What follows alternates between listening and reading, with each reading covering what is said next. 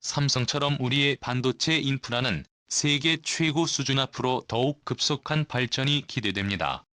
한국의 안보가 위험하고 서민들이 부동산 투기로 피눈물을 흘리면 다른 모든 것이 무슨 소용이 있겠습니까? 한국의 가장 큰 적은 외적으로는 중공이고 내적으로는 강남 투기꾼입니다. 세월이 흘러 큰 하마로 돌아올 것이다. 제발 외국인 부동산 매매에는 세금 폭탄과 개수 제한이나 법적인 제재가 있기를. 안녕하세요.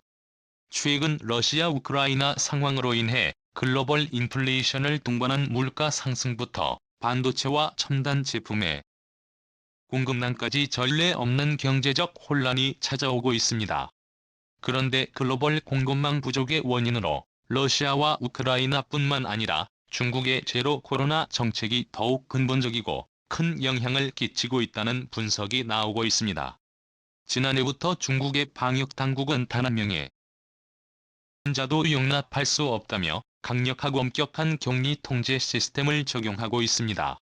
하지만 최근에 이러한 통제에도 불구하고 일평균 1만 명 이상의 신규 확진을 기록하자 중국의 방역 당국은 상하이 도시 전체를 봉쇄하는 조치를 실시하며 현지 주민들과 기업들의 불편을 초래하고 있습니다. 상하이의 공식적인 인구수는 600만 명이지만 통계에 잡히지 않는 비공식 유동 인구를 포함하면 3,200만 명이 훌쩍 넘을 것이란 중국 내 자체 평가가 존재합니다. 3천만 인구의 도시를 2달가량 봉쇄하자 사회경제적으로 즉각적인 반응이 나오고 있습니다.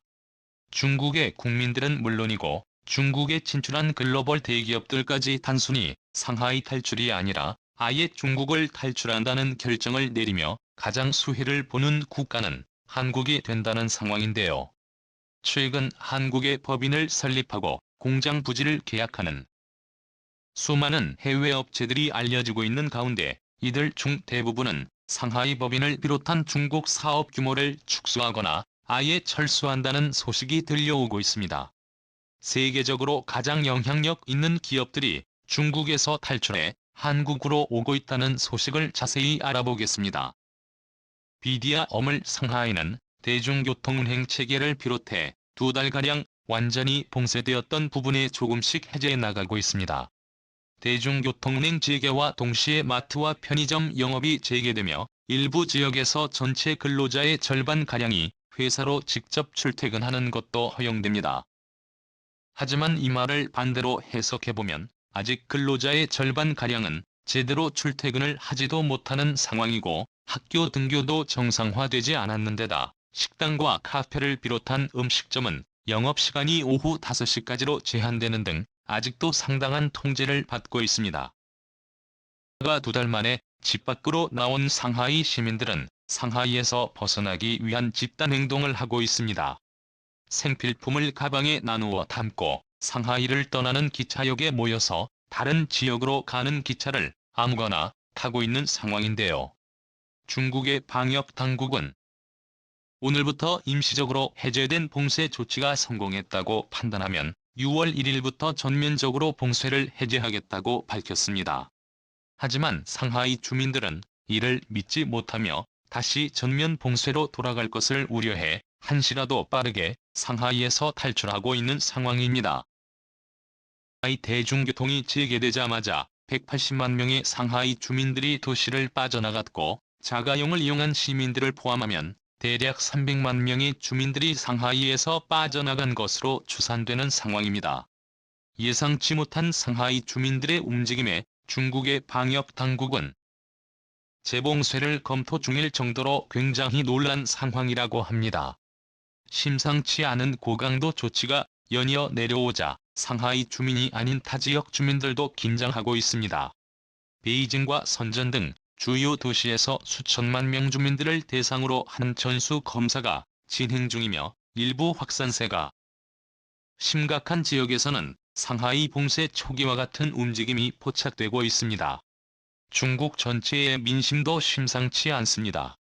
장기간에 걸친 통제 속에 지친 중국 국민들은 20만 212년 올해 인터넷 포털에 이민과 도망을 제일 많이 검색하면서 현지 언론 사우스 차이나 모닝 포스트는 올해의 단어로 도망과 이민을 선정했다고 밝혔습니다.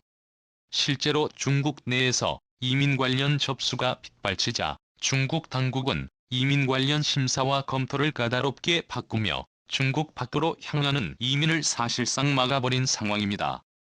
현지 기업들도 최악의 실적에 말문이 막힌 상황입니다.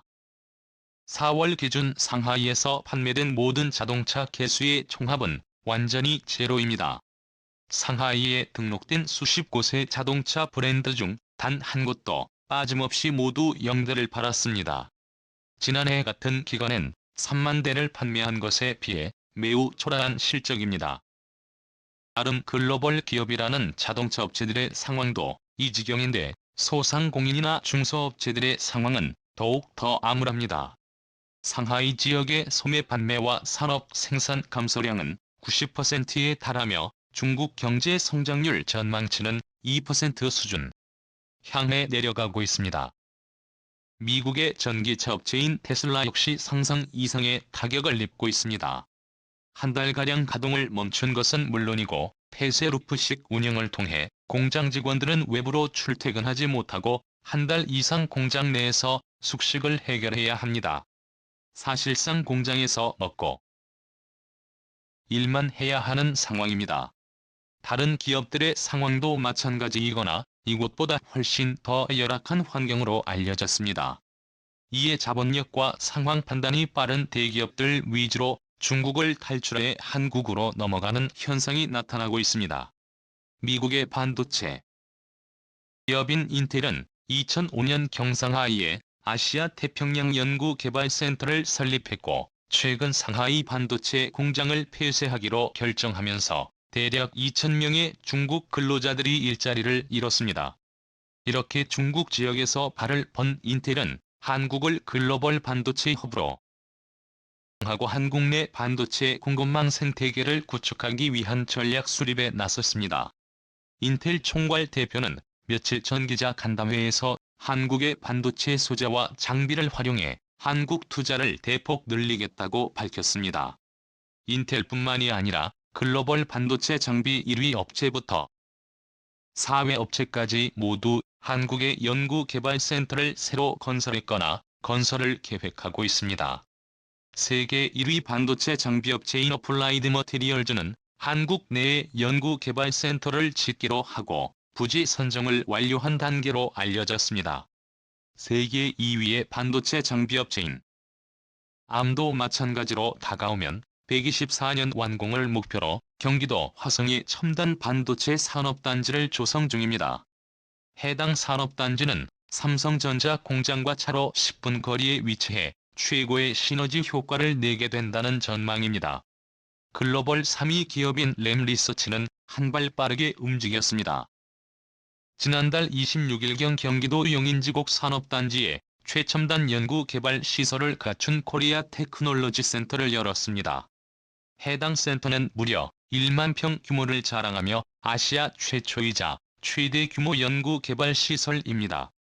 세계 4위 업체인 도쿄일렉트론은 보니 아니게 1위부터 3위 기업들보다 먼저 한국에 진출했습니다. 과거 일본 당국이 반도체 소재 수출 규제를 실시한 뒤로 한국 기업들을 대상으로 한 매출이 줄어들자 아예 한국에 과감한 시설 투자를 하면서 이사를 왔습니다. 거기에 더해 이번 달부터 1,200억 을 투입해 화성시에 위치한 연구개발센터를 추가로 준공한다는 계획입니다. 해당 센터는 1만 평 이상의 대규모 시설로 지어질 예정입니다. 이렇게 반도체 장비 분야 세계 1위 기업부터 4위 기업까지 하나도 빼놓지 않고 한국을 거점으로 정한 이유가 있습니다.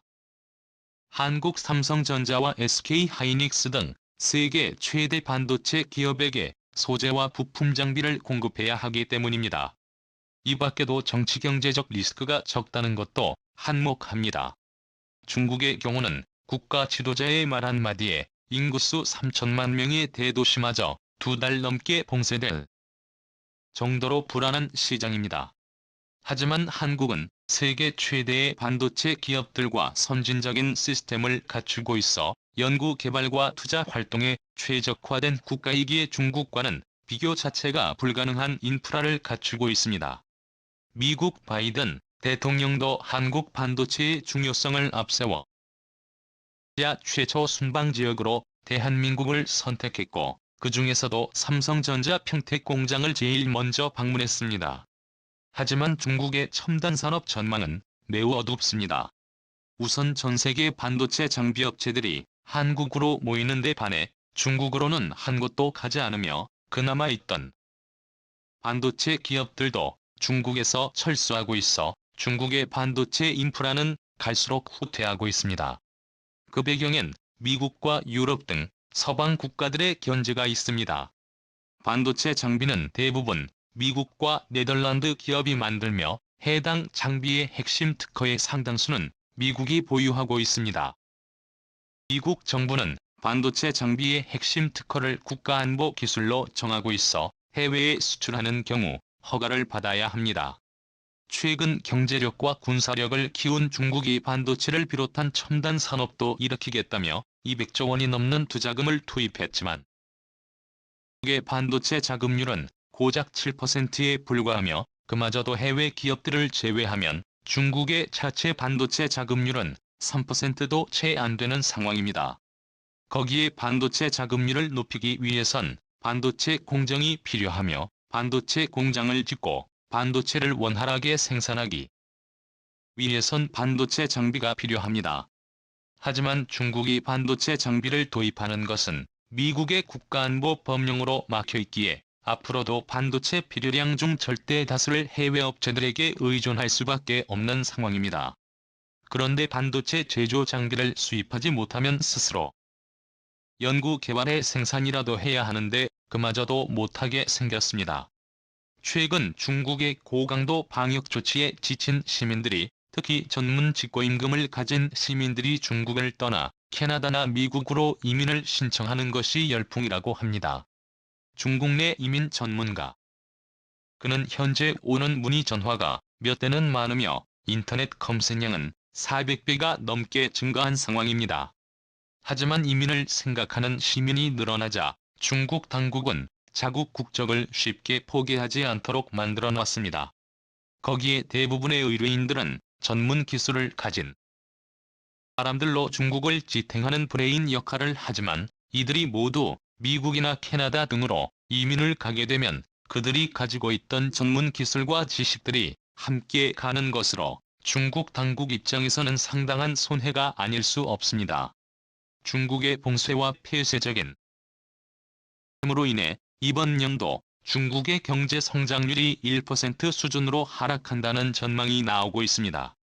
이는 글로벌 금융위기 이후 사상 최저치로 앞으로도 중국 경제의 미래가 밝지 않을 것을 암시합니다. 반면 한국으로는 세계적인 반도체 장비 기업들이 몰려오며 앞으로도 반도체 관련 미래가 밝을 것으로 보입니다.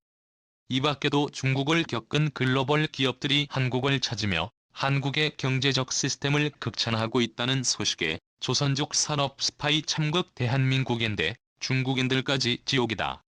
중국 봉쇄 덕분에 요즘 한국 미세먼지가 좋아서 남조와 용계속 봉쇄 추세용 중국인데 한국 오지 말고 미세먼지보다 더 싫으니까 한국 들어와 있는 것들도 지겹다.